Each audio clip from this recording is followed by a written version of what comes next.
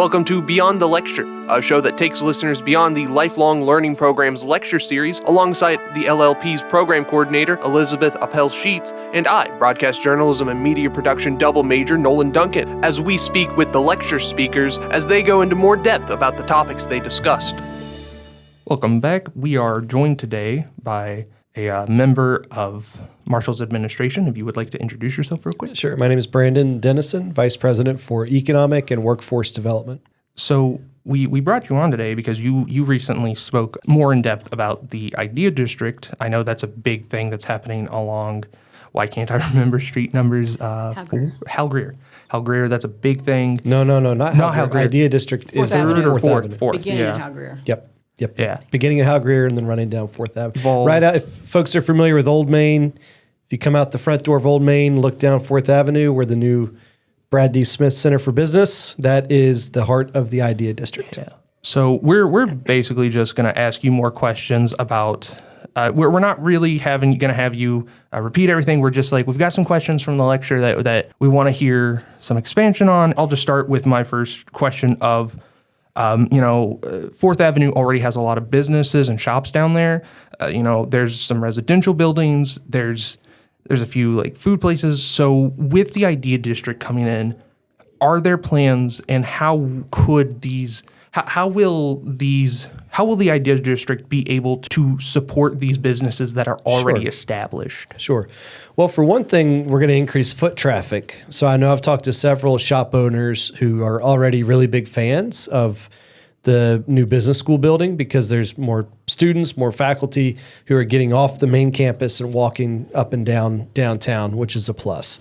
One of the biggest concerns of business owners, we do have some good businesses already, but we have a lot of vacant buildings, too many vacant buildings. And so hopefully the goal here is what we call a flywheel effect, where current businesses stay in business and grow, but empty buildings become new, vibrant businesses as well. Foot traffic is increasing, investment into the region is increasing, and ultimately the goal is good jobs here in our local community and eliminating those empty buildings. So then I guess my question is, one thing that stood out to me on the graph of what you all envisioned the Idea District to look like.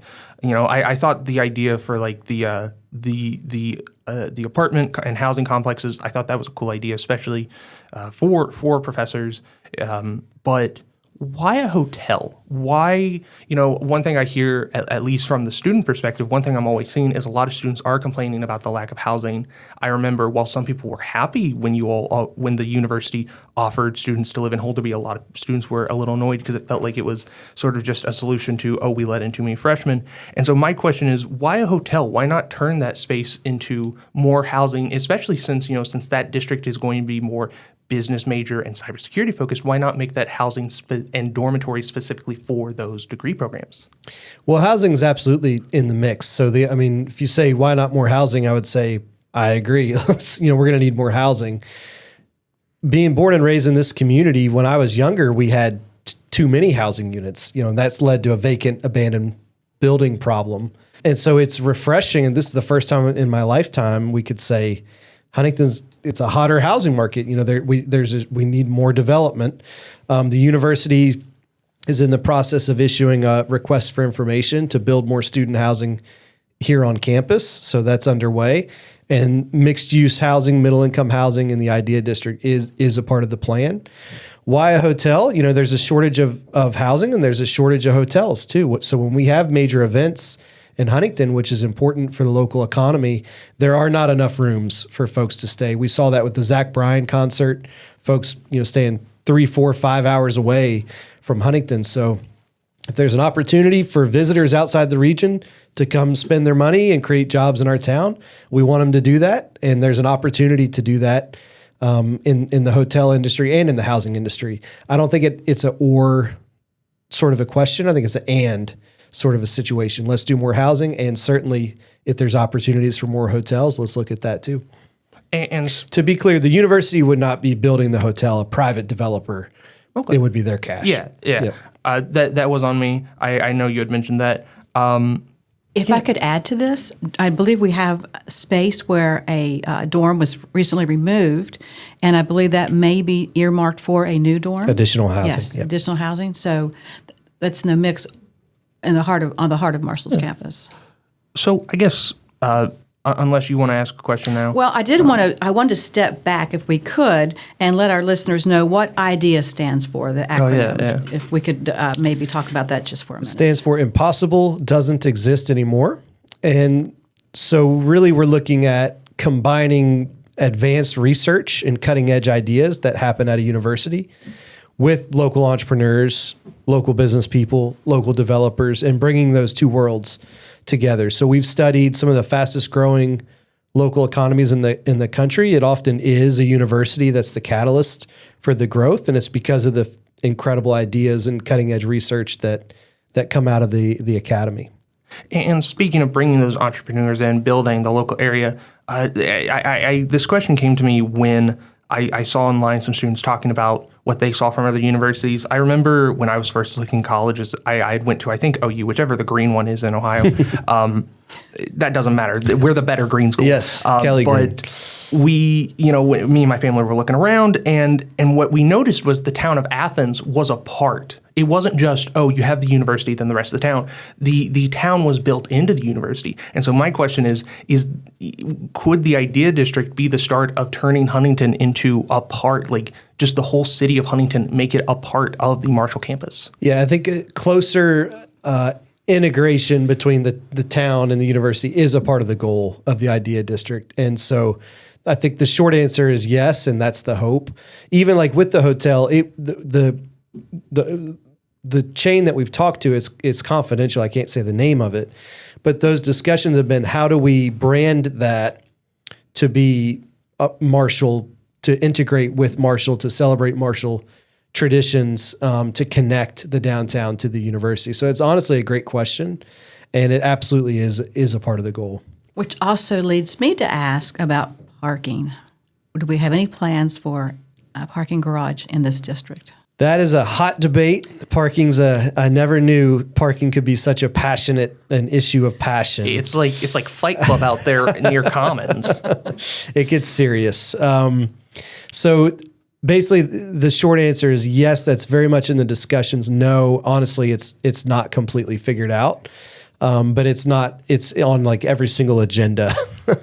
When there's local officials, developers, investors meet about the district, parking's on the agenda. We haven't settled on the silver bullet solution, but we're looking for it.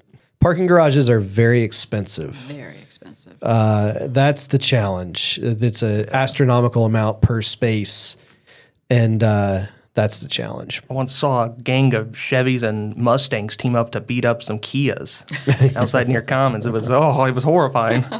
But you got any more? Yeah, something that I wanted to ask Brandon to delve into just a little bit more. The different, I don't know if it's the different districts. We have the innovation, which is the business district. We have the manufacturing, and then the healthcare district. How things are kind of lining up to be grouped. Mm-hmm. Could you tell us a little bit about that? I think that's kind of very innovative, how that's working out. So we have a very clear strategic plan under President Smith. It establishes several pillars of excellence where Marshall has a unique comparative advantage to truly be a global leader. Healthcare has been one for a long time, continues to grow. So Hal Greer coming into town is becoming like the healthcare zone, healthcare district. The new Marshall Advanced Manufacturing Center will be headquartered in the former ACF property on 3rd Avenue, now branded as the Foundry by the city. And we're going to try and do public-private development there to attract new manufacturing employers into the community, take advantage of the workforce that we are training out of MAMC. IDEA District becomes innovation, entrepreneurship, downtown revitalization. And then we have an athletics campus that with the new baseball stadium, softball stadium, IPF, football stadium, soccer not too far away. There's different zones that have pretty cohesive identities, and I think that's attractive for prospective students and stakeholders. We also have some green space across from, I believe it's Henderson and Gullickson. That was, I believe it was a dormitory. Pritchard? Is that Pritchard? No, it was Laidley. Laidley. Oh yeah, Laidley. Yeah. Yeah, that's a nice looking green space. Do we have any plans for that? And maybe in the athletic area? Right now, that's intended to stay green space as far as I know. It looks really nice. It does. So building on the manufacturing, something that I picked up from the presentation was the original. You're going to keep the original ACF building. There's a building you're going to keep for the robotics and turn it into like a bit of a museum. Did I catch that correctly? So the ACF was one of the old, stood for American Car Foundry. They made rail cars there. It's one of the oldest businesses in town. Used to be one of the largest employers in town. And so most of that facility was a brownfield, had to be cleaned up, get rid of the toxins, and had to demolish some of the older buildings. But because so many people have worked there, it's so important to the history of Huntington. We did keep one of the main sawtooth buildings, has a sawtooth roof design. And that'll be our welding and robotics facility to train the manufacturers of the future. And that felt like such a nice connection to the history of the site. And we've been able to have a lot of former workers donate memorabilia, safety gear that they wore, parts of equipment from the site that they took, before the shop closed down. So there will be a corner of the robotic welding facility that will honor all the people who have worked at ACF over the years. That's really cool. It's really nice to hear all that. I really like that idea. Nolan, do you have any more questions? I got a few more. I do got a little bit of a silly one. One thing that stuck out to me during the presentation was when someone asked you about the whole red brick thing and how the main campus uses red bricks. And I do agree with you. I do like how each of the districts seem to have like there is that thing that unites them all. But main campus is the red bricks. The more engineering sections are more steel, glass and steel. Yeah, and so I guess. What is the key to making sure the Idea District still feels a part of campus? One thing, so our vice president for operations, Brandy Jacobs-Jones, she and her team have the master plan, and they really do a great job. And just steadily and surely improving deferred maintenance is taken care of. That the buildings, basically, the lights turn on, the toilets flush. There's not settlement, there's not foundation issues. And recently they've done a massive effort to improve wayfinding. So you might have known, which year are you? I'm a senior. Senior. So since you've started, there's new signage, if you notice. It's the right shade of green. It lights up at night. It has like the building codes on it that might help a freshman know. I think the only mistake I saw was like when they first installed them, and I don't know if it's been fixed, but the one near Harless that points for Harless and Commons, at least on one of the sides, it's got Commons, points, one side is pointing at Commons, and the other side, they might have fixed it, but it was pointing towards like the main campus, and I was like kind of like a Wizard of Oz situation there. The yellow brick road or the slightly less yellow brick road? Well, email Brandy. She's very responsive. If that's still the case, she would want to fix that. Yeah. And so wayfinding is a way to tie it all together. So even though you have these different distinctive zones or districts, at the end of the day, President Smith talks about the big M, big Kelly Green M. And so different colleges might have different initiative, different clubs might have different priorities. Different parts of the university might be involved in different sectors of the economy. But at the end of the day, it's all under the umbrella of the big Kelly Green M. And it's important to brand that big M, whether it's red brick or glass and steel or concrete or whatever. You're going to see a big Kelly Green M on it so it's clear. And you're going to see really creative wayfinding to help folks find their way around and feel connected. I know one thing. I do want to preface that I am half deaf, so sometimes things go in one ear out the other. But at least for me, all I'm seeing when I hear about the Idea District is how it benefits business students, cybersecurity students, and manufacturing people, and all the entrepreneurship that can come in. And so I guess especially, looking at students like, I'm a journalism guy. I got no reason to go down there, and I know people at the Visual Arts Center, they might benefit from things like La Femme being added. But how will the rest of campus, how will those non-business and manufacturing students benefit from this new district? So a couple thoughts. One, the new cybersecurity building has gone public on the first floor. And again, this is just right across from Old Main. You're going to have a new coffee shop. And you're going to have a new lunch shop. So I think improving the overall quality of life, getting more like how Athens feels, where there's cool places to go, get a cup of coffee, read a book, hang out with friends, have a good meal. That's not just a chain. That is the goal of the overall, that it just creates a better downtown student experience for everybody, whatever you study.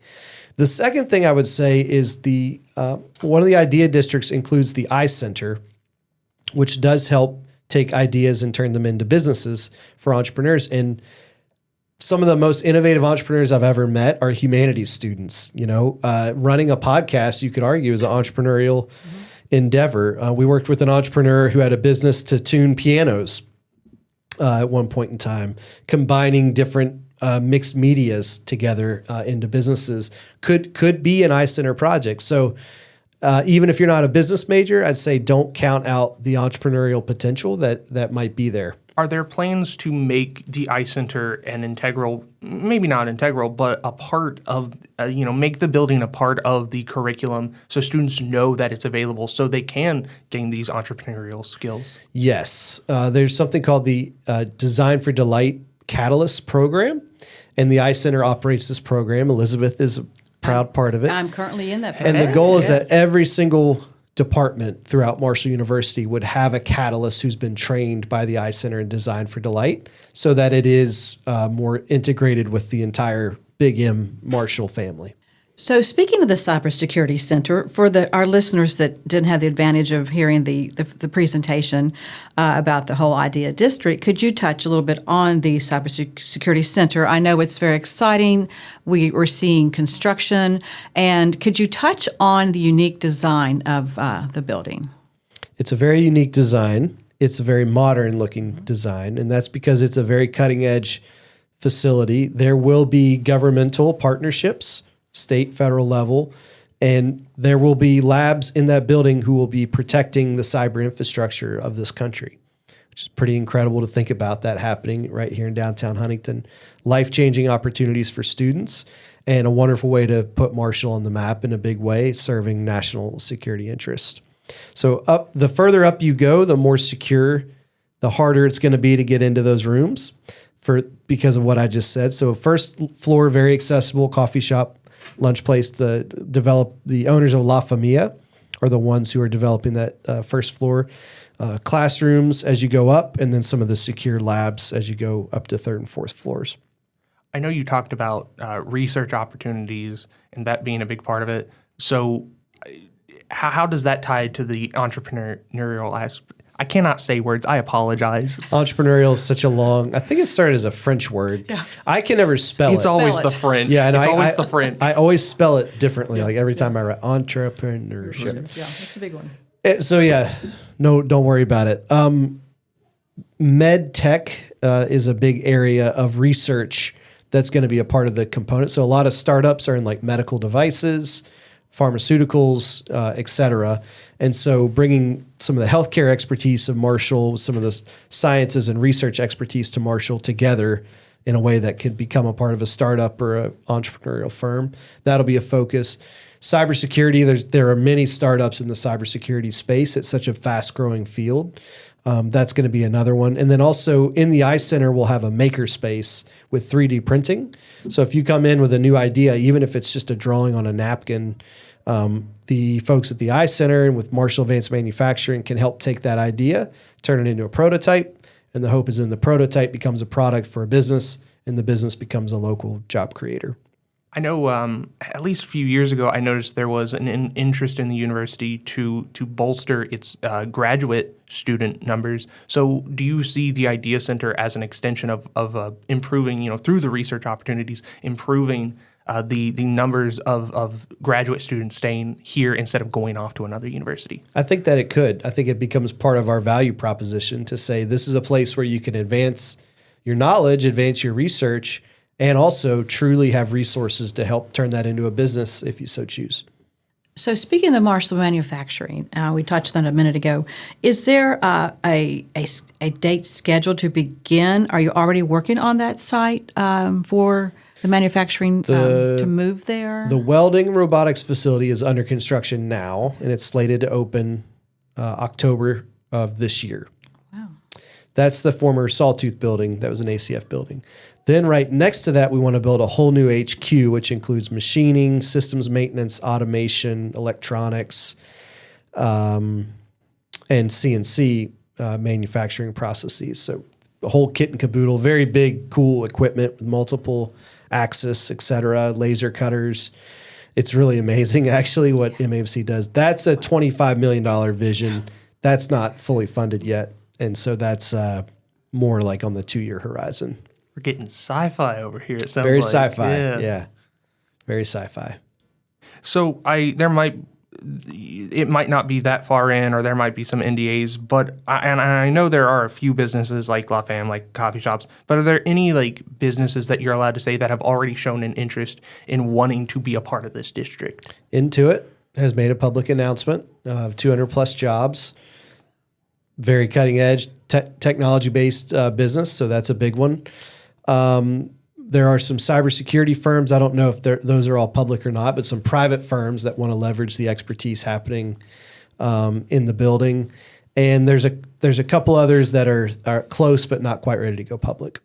And I guess, at least for me, this is my last question. I'll let her ask the rest. But especially with how the idea district has came together, are there plans to expand other programs on campus to their own districts and broaden their scale? That's a great question. I think so. So we covered health district, covered athletics, covered manufacturing, which does touch on engineering. Another huge priority is the College of Science building, and we talked about deferred maintenance earlier. It's got a whole lot of deferred maintenance. And so that's a really high priority, is modernizing that facility. And so much of the economic development, research opportunities, business opportunities are in STEM fields. So we need to make sure Marshall stays on the cutting edge for STEM. That's a high priority.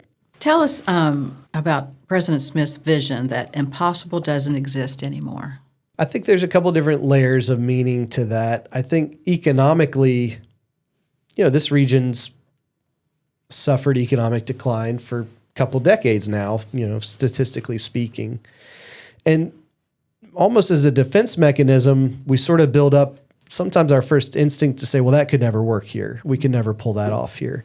And even when we present the idea district, sometimes there's some skepticism of, could a $300 million public-private investment really come to be in Huntington, West Virginia? That's impossible. We say, we really believe this is possible. It's already in motion. We're on our way. So economically, I think really reimagining what we even believe is possible for ourselves here in Huntington, West Virginia, Marshall University and beyond. I also think with a research component, literally what happens through research, and that's whether in the humanities, in STEM fields, in manufacturing, healthcare, whatever it may be, you get to be a part of a process that creates new knowledge. You figure out information that has not been figured out before. You invent processes that have not been tried before. You develop prototypes and products that have never been imagined before. You're literally reinventing what's possible in the world. And so, it's a cool brand. Impossible doesn't exist anymore. But actually, for an institution of higher ed, we should believe that. We do believe that. And that when you come to Marshall, you can be a part of projects and initiatives that take you to places you never imagined possible. With that being said, I believe he believes that Marshall and the community can think at a higher level than ever before. I think so. Yeah. I think we're capable of even more than we know. And fiscally... And President Smith has been a great leader in that regard. I feel like he has such vision, but he takes the time to earn buy-in from other stakeholders to become a part of that vision. And to see ourselves, he tells us on the cabinet, and many of us who he mentors, he'd say, I see two Brandons. I see the Brandon that walked in the door today, and then I see the Brandon who's achieving his full potential. And then it's a patient process to push us to perform at levels that we didn't even know we could. Mm-hmm. So, and we've touched about the growth. We have a lot of growth going on campus, which is very, very exciting. And another exciting component is you touched on how we are growing our way out of a deficit. Mm-hmm. That we are, the goal by 2037 is to be debt. 2027. 2027. Oh, okay, yeah. So the Marshall for All, Marshall Forever yes. plan. Yes. That sets some really big, ambitious goals by the year 2037, because that is our 200-year anniversary as an institution, which is pretty amazing. We're all part of a 200-year story of greatness here at Marshall University. The three big goals are debt-free. So all that students who graduate do not have debt. That's not the same as free. No. But it is saying debt-free. We don't want our graduates to come out of here saddled with a heavy financial burden on their back right out of the gate. Number two is 100% career outcomes, so that every single graduate has full-time employment or is advancing to graduate school or is engaged in national service or entrepreneurship. And the third is we want to 3X our economic impact, really embracing our role as an economic engine for the region. Those are by 2037. Now, a barrier to achieving those goals is President Smith inherited a financial deficit of about $28 million a year. And it was a structural deficit, meaning, a one-time donation, a one-time funding increase from the state would not have fixed the problem because it just would have been back the next year, kind of like whack-a-mole. And so we've had to make structural decisions to reduce cost and to increase revenue to overcome this deficit. And we've slowly chipped away at it. Every year since Brad started, it's gone down, down, down. We're about to lay out our fiscal 2027 budget. Fiscal year 2027 will start in July. Board of Governors will vote on the budget in April. And we're going to be down in the single digits. So for the first time since Brad started, that deficit's going to be in the single digits. And we're projected to wipe it out by the end of calendar year 27. We'll be back in the black, which will be a big party for the administration. I do actually have another question. You were talking about, especially with Marshall for All, wanting to help students get employment.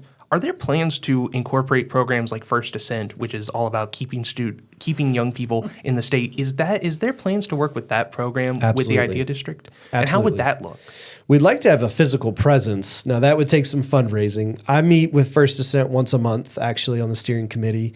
I worked with them in Generation West Virginia, another nonprofit that helps keep young talent in the state, to apply to Appalachian Regional Commission for some additional funding to provide more resources to young people to help get internships, experiential learning, job placement, keep that young talent here in the state. So love the partnership with First Ascent. Also look at Generation West Virginia, working with our career education office here on the campus. There are very intentional efforts to continue to do more in that way. And glad you asked that, actually. That's a good question. Yeah. I do apologize for this question, kind of souring the mood, but has there ever been any noticeable pushback against the Idea District? And what has that looked like? Or has it influenced the way you've all moved forward with the district? We're always open to just listen and learn and hear perspectives, and those are always welcome. I've not experienced major pushback. I think a lot of folks in Huntington were talking about mixed use, revitalization, new investment. It's mostly been a lot of excitement. I think if anything, the pushback has been more maybe questioning, hey, is this possible? Is this happening fast enough? And Brad would say, no, he's pushing us to continue to accelerate and to make this full vision reality. But by and large, I think it's been envisioned in a way that really honors students, faculty, and the members of the community. No, I think that's a nice way to end this. My thought is we have a lot of growth going on thanks to President Smith and his innovative ideas, but at the same time, he's fiscally responsible and aware, and we're not going further into debt. We're growing, but in a manner of thinking it through and great planning, and Marshall's on the rise. I guess just as before we end it, is there anything you feel like you want to expand on, or maybe there's something we didn't ask about that you would like to share? Being born and raised in this community, it's just a hopeful time. It's an exciting time to be a part of Marshall, Huntington, West Virginia. There's headwinds for sure, and we don't ignore those, but I feel so hopeful for my community and appreciate the chance to share with you about it. We'd like to thank our guest once again for joining us to share a deeper understanding of their lecture topic. If you're as hungry for knowledge as we are and want to hear other interviews or even previous lectures from the LLP, check out the LLP on YouTube at Marshall University Lifelong Learning Program. And if you want to learn more about the Lifelong Learning Program and how to join, check out their website at marshall.edu/LLP. I'm Nolan Duncan, and you've been listening to Beyond the Lecture. Have a great day.